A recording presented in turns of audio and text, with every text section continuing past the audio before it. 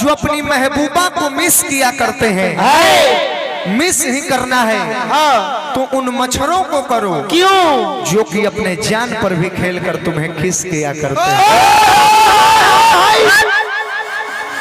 बड़ा सुंदर गीत लगा। एक बात कही दी चेहरा न डाली मुहम्मद के पानी, चेहरा न डाली मुहम्मद के पानी, जिए नदी है चढ़ल जवानी, जान लेके माली, जान लेके माली, जान लेके माली, जान लेके माली, जान लेके माली, जान लेके माली, जान लेके माली, जान लेके माली, चेहरा न डाली मुहम्मद के पानी, चेहरा न डाली मुहम्मद के पानी, जिए नदी है चढ़ल जवानी। ये किनका बच्चा गुम हो चुका है भाई जी, इधर दिया जाए। लिया ही नहीं। अरे बाबा ये लड़का लग रहा है कि स्वीटी का है ना। अच्छा ये बउआ के पहचानता है? मम्मी फिर जाए। मम्मी कहाँ बारी? जय हो मम्मी के पास जय हो। कृपया आप लोगों से अनुरोध है कि बच्चे को ऐसे ना छोड़े अकेला। जा मम्मी फिर मौसी फिर जाता। अब मौसी के तले मम्मी फिर बात में जाइए। चेहरा जुड़ानी मुहम्मद के पानी, जिए नदी है चढ़ल जवानी, जान लेके माली, जान लेके माली, जान लेके माली, जान लेके माली, जान लेके माली, जान लेके माली, जान लेके माली, जान लेके माली। छोटी छोटी पतलियां बदल तोरी तोरी है, छोटी से बड़ा काढ़ेलू, छोटी छोटी पतलियां बदल तोरी तोरी है, छोटी से बड़ा काढ़ेलू, जाने हम जान तू जान जान कही के, जाने काहे जान मारेलू,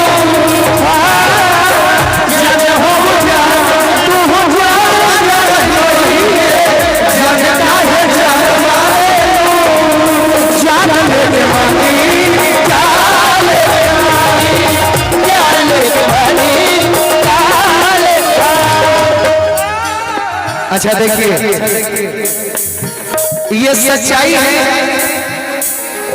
कुछ लोगों की मोहब्बत दिल में इस कदर उतर जाती है, क्या बात है कि जब उन्हें दिल से निकालो तो जान निकल जाती है। एगो नृत्यंगना बड़ा सुंदर शायरी भी बोला तो स्वीटी शायरी भी बोले लो कि ना, तब बोले लो तो तभी कुछ कहे। ए जान क्या जान? दुनिया तो दर्द देती है पर शरीर को गम नहीं होता। दुनिया तो दर्द देती है शरीर को गम नहीं होता। जुदाई तो लाख होती है पर मोहब्बत का भी गम नहीं होता। खेनो बोला तारू ए दादा, बड़ी मूठ बोला तारू, मूठ के मीठ ऊ है हमारो दिल में कुछ चला का तौगिल दी। लड़कियों का जो रूल है वो मैं बताना चाहता हूँ। दूर होने का कोई बहाना चाहिए, दूर होने का कोई बहाना चाहिए। आप खाओ ना खाओ उसको खाना चाहिए। चाहे लाख मोहब्बत कर लो, इन बेवफाओं का रस्म है क्या हर हफ्ते कोई नया बॉयफ्रेंड आना चाहिए। सही बात। गलत नहीं क्यों कहा? You are right. इसीलिए तो आप लोग खुश हैं क्योंकि मैंने आप लोगों के दिल का हाल पढ़ा है और अपना भी मैं बता रहा हूँ। सही बात, सही बात। दिल के हाल पढ़ ले कर मतलब किताब से ज्यादा तो चेहरा पढ़ के से अनबल बड़ा। यही बात पर गीत याद पड़ गल महाराज। कैसा? हम प्यार करने वाले दुनिया से डरने वाले, हम प्यार करने वाले दुनिया से डरने वाले, दुनिया से डरने वाले, यार डरने वालों जलाएंगे, यार में जीएंगे मर जाएंगे, यार डरने वालों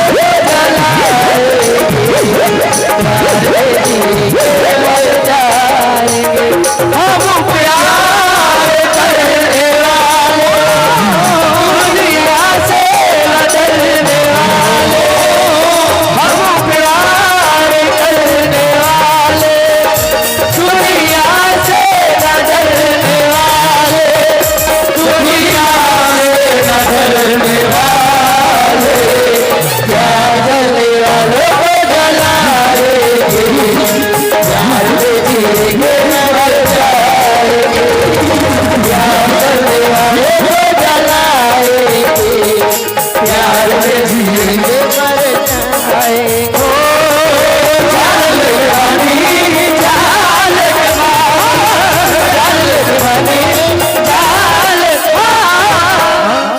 लड़का कहता के सुना सुना हकीकत बात तारा से बताओ। का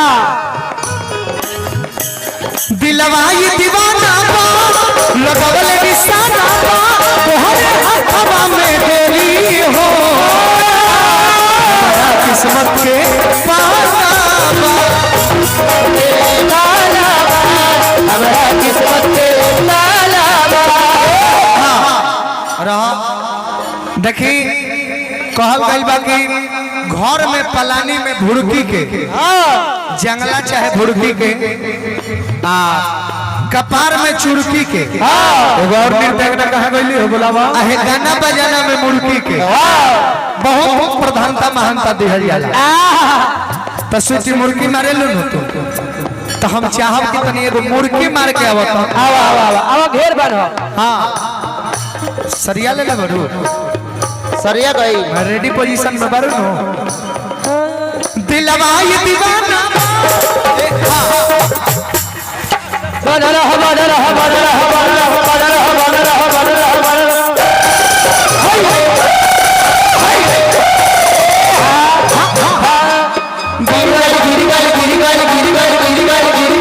ए रहा ई मरली नु मुर्की रौरे मरवाई है मुर्गी मरवाई है न चलिए से है न चलिए आई लियो बगे। अच्छा तने तू मुर्की मारा तो हम देखा तने एक घोड़ी के चाल कैसन बा। अरे एक घोड़ी के घोड़ा आवा दिलवा ये दीवाना हाथवे पर लगा फिर से मेचर से अब हां रेडी हो जा दिलवा ये दीवाना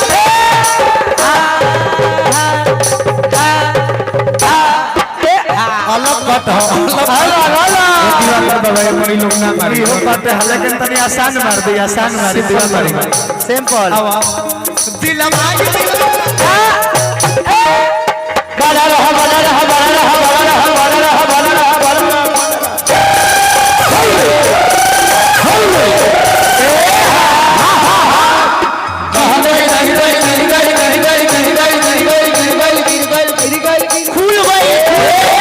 खुल गई। अच्छा डर को ई दोनों जनी मुर्गी मारला सन हां निमन लगल हनो। हां जी अच्छा हम मारी की मुर्गी की रहे थे ना मारी मारी केकरा मन बा हमहू मार दी ये मारे सब देखा मुर्गी के न लगी ये चीज लगी रवा मुर्गी मारे यार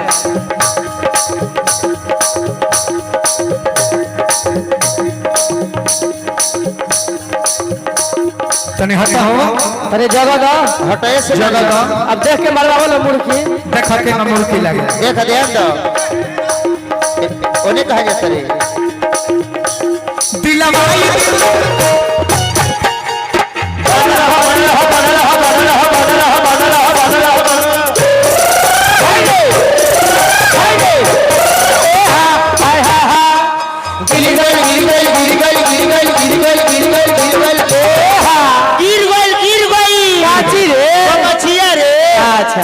गमछिया गिर गई ठीक कहले रे बाबू दिलवा ये दीवाना बा लगल निशाना बा तोहरे हवा में गोरी हो हमारा किस्मत के पाना हमारा किस्मत के लाला बा हमारा किस्मत के लाला बा ए पागल बानी ए दिल जानी पागल बानी ए दिल जानी बसवत जैसन खबर कमाने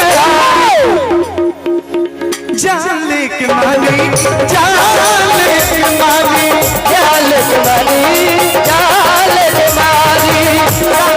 मानी जान लेके मानी जान लेके मानी का होई जब सजा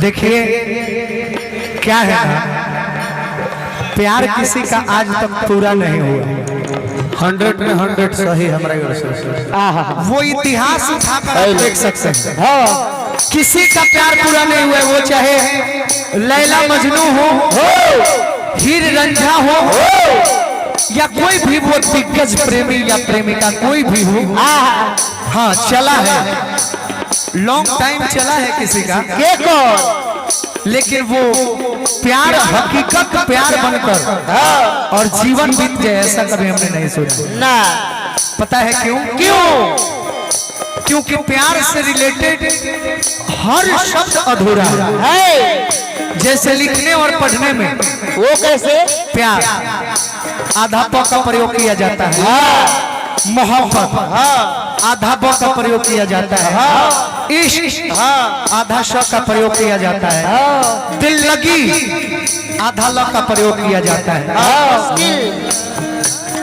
ऐसे ऐसे बहुत सारी वर्ड है जिसमें अधूरा कुछ न कुछ पाया जाता है हाँ एक चाहत है जो कि वो उर्दू का शब्द है लव भी लिखा जाता है तो वो में उसका पेट काट कर उसमें तीर मार दिया जाता है से पूरा हो गया बीचे लेकिन फिर भी जवने पाई ढेला चलाई लेके हरि के नाम मिली तो मिली ना तो जय सिया राम